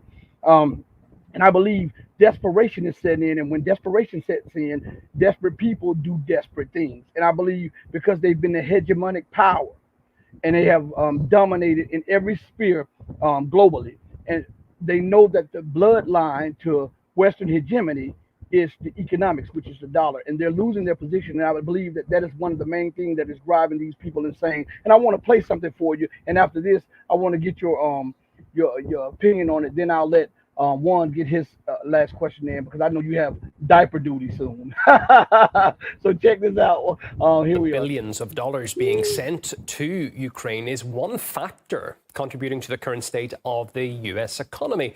American billionaire and investor Leon Cooperman has stated a meltdown appears imminent because of the fast-growing national debt stateside. We're heading towards a fiscal disaster in our country. There's nobody focusing on the debt creation in the economy. In 2017, the national debt of the country, I think, was 17 trillion. 5 years, wait a minute, not 5 years. Yeah, it's about 5 years later. We're knocking on the door, 7 years later. So I'm a little slow this morning. So currently the debt is about 34, 35 trillion. It's a growth rate in debt far in excess of the growth rate of the economy. I think we're pulling demand forward, and neither political party is focused on this. He brings up, if anyone ever watched that full interview, he brings up a lot more about just this kind of audacious spending spree that the US has been on for a while. I mean, if we just look at the numbers that the US spends on foreign conflicts, for example, right? Since 2022, the US has given $55.4 billion to Ukraine, and Israel $150 billion since the 90s. This, bear in mind, at a point when we heard yesterday that the US's own federal disaster budget has essentially run out of money. It's gone. It's disappeared into thin air, or it's all been spent. It's incredibly worrying. I mean, we're seeing not just Cooperman, but we're also seeing large US corporations, companies and businessmen divesting themselves of their own economy. I mean, if we look at Berkshire Hathaway, which a lot of people know, owned by the infamous Warren Buffett, if we look at the numbers there, they've moved so much into cash in this last quarter. They've been selling off half of their entire Apple stock, which is probably one of the US's highest performing stocks over the last 20 years. Half of their stock, which is absolutely huge. And their balance sheet right now, $189 billion they're holding in cash. And that means that's dead money, essentially, Union. That's money that they're just holding that's not being reinvested into the economy in things like government bonds, in things like US stocks, equities, shares, all stuff like that. They've literally just pulled that money out and they're holding basically a war chest. And I think that really tells us exactly where the economy is and probably signs of what's to come. The IMF, let's say, is no real friend to Russia, China, or any of the so-called multipolar world, are forecasting that the global economy, they're saying that, national debt of the global economy, the US being the largest economy in the world, pretty much, unfortunately, every economy in the world is going to follow suit. There'll be a domino effect. 140% GDP per capita to debt ratio, which is absolutely massive. In fact, I think we've got a clip, Union, we can see of what the IMF are actually warning. High deficits and debt create a growing risk for the U.S. and the global economy, potentially feeding into higher fiscal financing costs. The ongoing expansion of trade restrictions and insufficient progress in addressing the vulnerabilities both pose important downside risks. And again, we've seen other countries heed that advice. Say China, a lot of people don't know this, but China holds a huge amount of US dollar bonds. That's basically US debt. China has lent the US government, in spite of what they say and all their propaganda about China. They're really in the hole with China. They owe China a lot of money in US bonds. They've sold $50 billion of their US Treasury bonds this summer, which is probably more than they've sold in a very, very long time. And then we've got the other issue of, all of the sanctions the US has put on Russia, putting it now looking like under a Trump administration, getting even worse on China. And that's just damaging the economy. More importantly, Union, we talk about it a lot in this program, it's damaging the greenback, the US dollar, which is one of the ways in which the US has managed to stay as the world's largest economy. A lot of countries are moving away from the US dollar and choosing alternative currencies to trade in. So I think it's just pretty bad news if you live in the West. So with that said, and we're watching the downward spiral of the U.S. economy. China selling off debt. Other nations are selling off debt. The United States, at any given time, according to the latest report, has more than 1/3 of the world's population and countries under sanctions at any given time. How do you think that's sustainable, especially promoting war everywhere? Well, I think I saw a comment that they said the U.S. Thinks the government thinks that money grows on trees. Well, actually, they don't even need to use trees anymore. It's digital. You just type in zero, a bunch of zeros, it's done. And you know, another thing is like you know, U.S. government is financed by debt. You know, people say, oh, that's how they use our tax dollars. No, they don't need your tax dollars. You don't understand. U.S. government haven't been running on your tax dollar for a long time. Mm-hmm. U.S. is run on debt. And so why do they still keep our collecting our taxes? Well, guess what? They want to control you. That's how they control you. They don't need it because they just print the money, but they still want to maintain their level of control by collecting taxes from you. So yeah, welcome to America, people. This is of course it's not sustainable. It's right now. This is why they're really nervous about kind of the BRICS currency, and they're really worried about any kind of alternative currency to U.S. as the world's reserve currency. The fact, you know, when the Kissinger went to Saudi Arabia to negotiate the petrodollar, that was the time U.S. basically took the delinked U.S. dollar from gold. Right? Because after the 70s, U.S. dollar, the value of U.S. dollar is based on your trust of the U.S. government. But you know, they also understand, okay, maybe that's not enough. So they have to link with the dollar with the oil. So if Saudis, you know, want the oil price in dollars, so for people to buy oil, essential commodities, they need to have U.S. dollars. So that's what powered the U.S. dollar status as the world reserve currency, and because everybody now use it now it was very convenient. Everybody use it, so nobody had problem with it until U.S. discovered, you know what? This is a weapon. We can weaponize the U.S. dollar hegemony to go after people we don't like Russia, like Iran, like North Korea, and like China. And then pretty soon people realize that, wait a minute. I put my money and my wealth in dollars because I thought it was easy. It's accepted everywhere. You're going to tell me by putting my fortune in US dollar, you can take it away from me anytime? Of course, people are going to seek alternatives. And you know, they are again, this is another big instances of U.S. self-inflicted problem on the U.S. empire. It doesn't have to be. If they just left the dollar transaction alone, you know, we would not be in the situation we're in today. And that this is the finance is one of the last pillar of U.S. empire. You know, that's still holding up, because people say, oh, you know, like show the videos of U.S. Armada and the U.S. Navy. This is what's backing the U.S. dollar. Well, what's backing that? What's backing all this aircraft carrier? Guess what? This is the U.S. dollar. So it's still the U.S. dollar. If the U.S. dollar goes, all that goes. So we again, like this is just a matter of time. We're not talking about if. We're talking about when. I still think the process will be longer and more dragged out than people would like. You know, we're setting for a long process of decline, because I don't think they will have.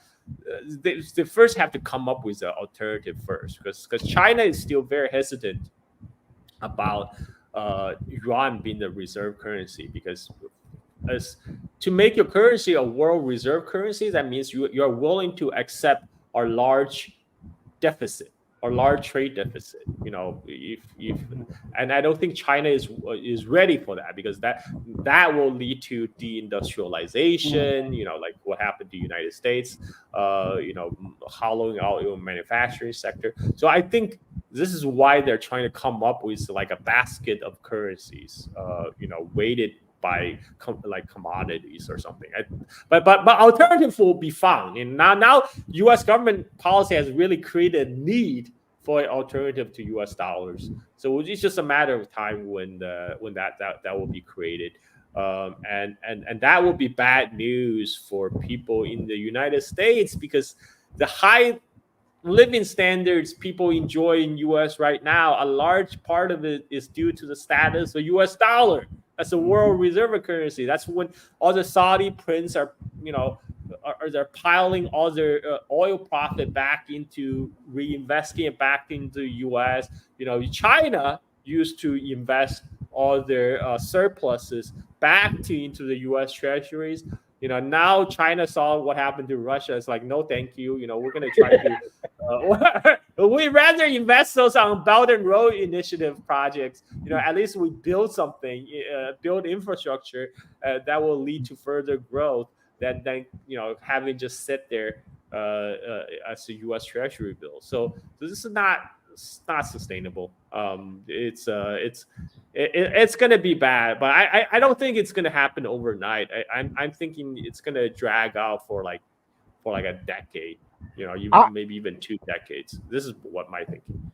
I thought it was, but I thought I got to address something earlier, what you said, and then I'll let Juan ask his last question to the show. It has been dragging on for decades already. A lot of people look to the 1971 decoupling the dollar from the gold standard. But I say that the United States had defaulted long before that. If you look back to the 40s, going into the 50s, and then up as we approach the 60s, the U.S. no longer had silver in the nickels. Okay, and then that means that they were robbing the coins of its content. Then when you move from 60 to 65, they robbed the dimes and the quarters so they were moving off of that standard. I believe this was in process since 1914. Then when you look at from 65 to 70, they robbed the half dollars and the dollars from of the silver, and only then they were printing up a lot of money, and it was Charles de Gaulle, the French leader and former admiral or commander, who was watching it, and he was an ally to the United States, and these guys are spending more than they're producing, and Richard Nixon says, well, the U.S. dollar is as good as gold, and de Gaulle says, well, then give us gold then, and they demanded the gold, and other nations demanded their gold, and the United States put a hold on transferring gold because they didn't have that gold. A lot of people don't know that. But this has been in the making since the establishment of the Federal Reserve, and we can see the demonetization or the collapsing backing of the currency in the coins up to the paper money now. So I think. Well, Rashid, I still remember just a few years ago, the copper content in the pennies were worth more than pennies. So yes, people were melting down pennies to get copper. I mean, with the way we're going, everything's going to be plastic. It'll be like whatever the cheapest thing you can do. I mean, like, this is why they're moving to digital currency. You don't even need a median. You just type a zero. So. Yeah, but that's what I'm saying. I think that process has already run its course. We're living in the contortion. As you cut the head off the snake, the snake's body continues to move.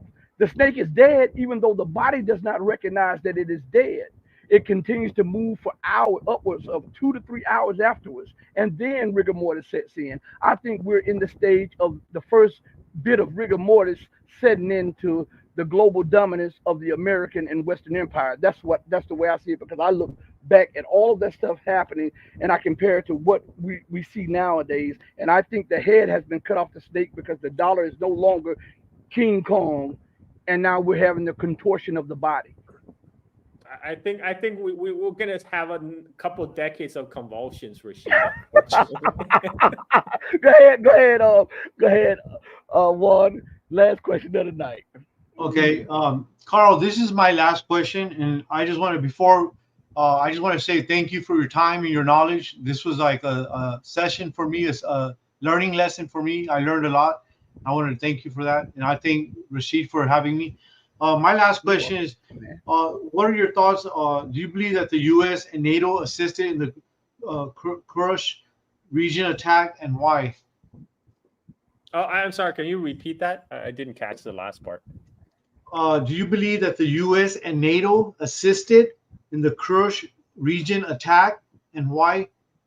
Oh, I mean, come on. Of course, the U.S. NATO right now they're heavily embedded in the Ukrainian military operation nowadays. You know, they're the ones who provide all the satellite intelligence.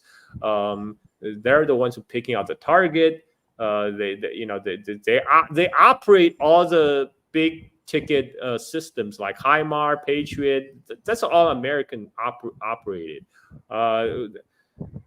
This is. I just think this is a desperate. This is a publicity stunt. What they're going for is an effect they can brag about. Oh, we're invading Russia. Oh, let's look, German tanks in Kursk again. After 80 years.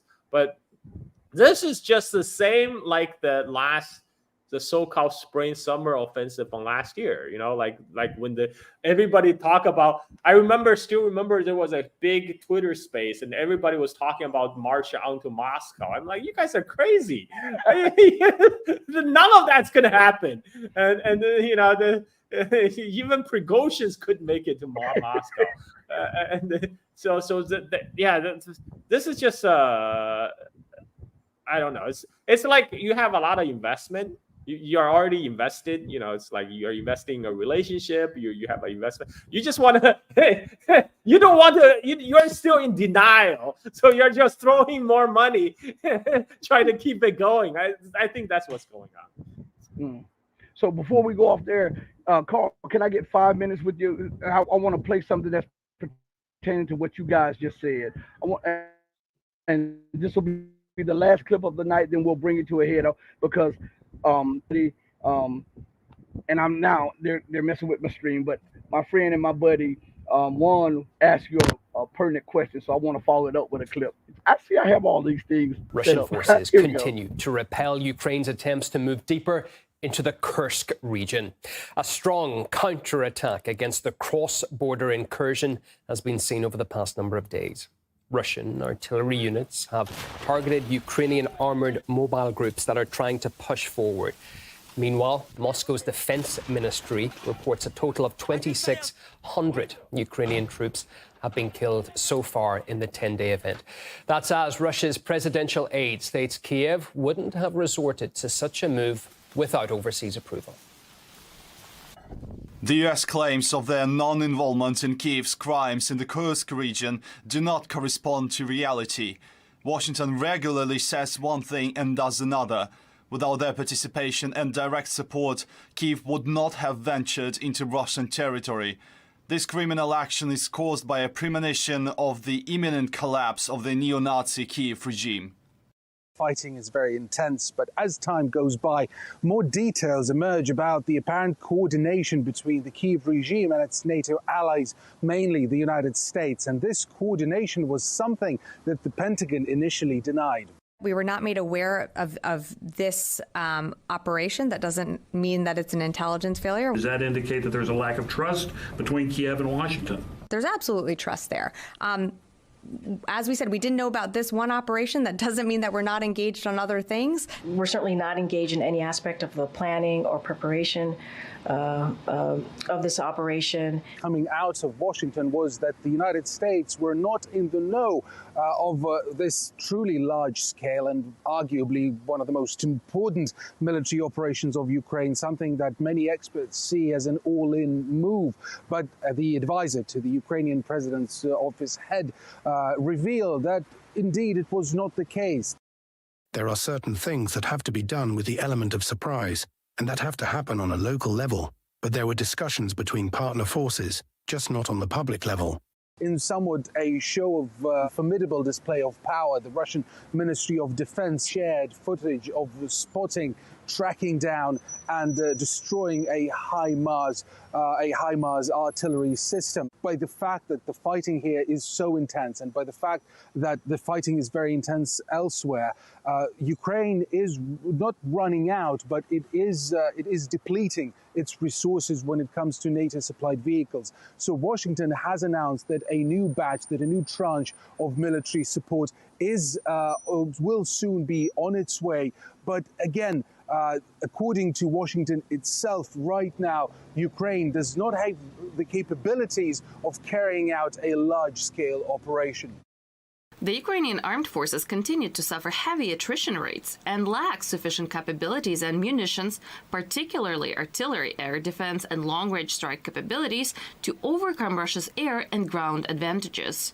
Ukraine probably remains capable of continuing defensive operations, but not conducting large-scale counteroffensives for at least the next 6 months, according to the Defense Intelligence Agency.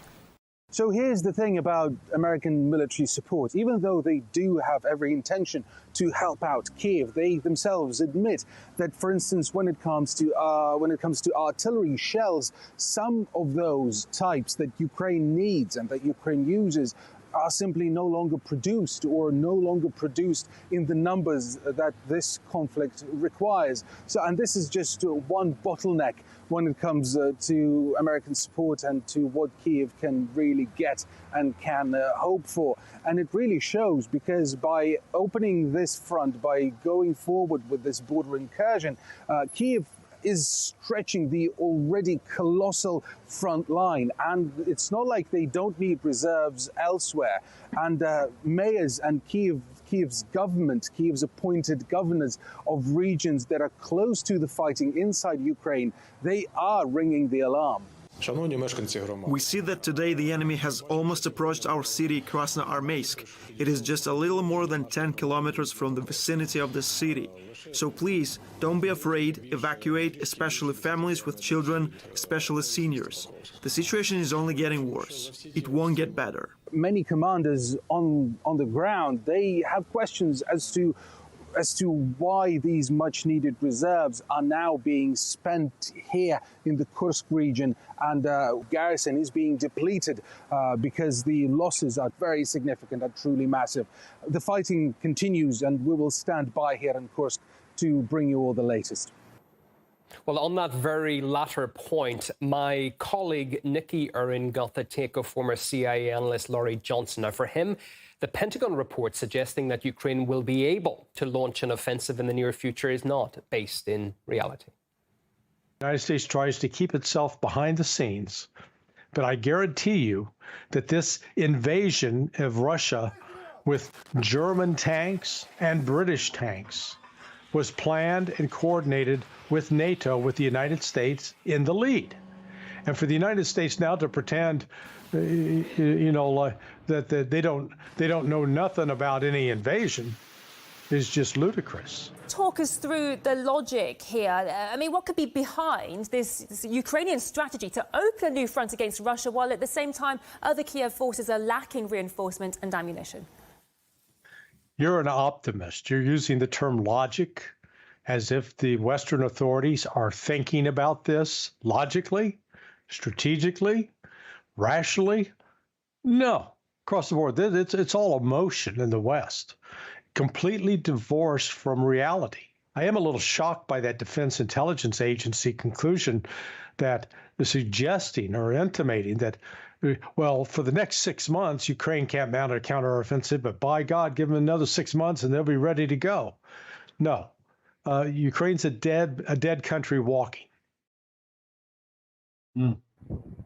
So, before we get off the air in less than a minute or whatever, what do you have to say about that, Carl? I mean, all the logistics, all the ammunitions and weapons are provided by the NATO. I mean, you're telling me they planned this big operation, and NATO just like handed over all the weapon and ammunition they asked for, and you got no don't ask, don't tell policy, and they don't know what they're used for. I mean, come on. Nobody is that naive to believe that. Those are the German tanks. You think the NATO just handed over the tanks? Okay, you requested this much ammunition, this much tanks. You want it in that front, but okay, go do whatever you want. I mean, no, of course not. They have probably supplied a specific amount of ammunition and weapons for the operation that they probably coordinated together. I mean, that's the most reasonable. That's the most reasonable explanation. So, I mean, to say that they have no knowledge, that's complete bullshit. But I do admire those White House spokespeople, because they have to perform all this mental gymnastic all the time and say it with a straight face, right? I mean, like, and not just, yeah, it's amazing. It's amazing the lies they tell us. So in closing, is there anything that you want to say to the people out there, Juan? No, just thank you so much for having me and letting me learn. You're welcome. Carl, I know, do you have anything to say to the people out there? And I want to say this: subscribe to Real Truth Talk. Subscribe to Carl. I mean, we got to help each other. What do you have to say, Carl? Yeah, for sure. I mean, thank you for inviting me. It was a pleasure to talk to you, Truth. And I look forward to talk to you guys more. It was always great times when we're on. And if the war breaks out or strikes break out with Iran and Israel, these guys will be right back on the platform. Yeah. Thank you, everybody. Thank you for joining us, and thank you for giving us 2 hours of your life, 2 hours of your day. We really appreciate everything. We go out the same way that we always come in, with love in our heart for each and every one of you who loves truth. Know that I love you, but know that the love that I have for you will always pale in comparison to the love that God has for you. Until we next speak again, stay strong, stay true, but above all things, stay righteous. Hey, mama, your baby boy loves you more than life. Deuces, everybody. We're out of here. Peace.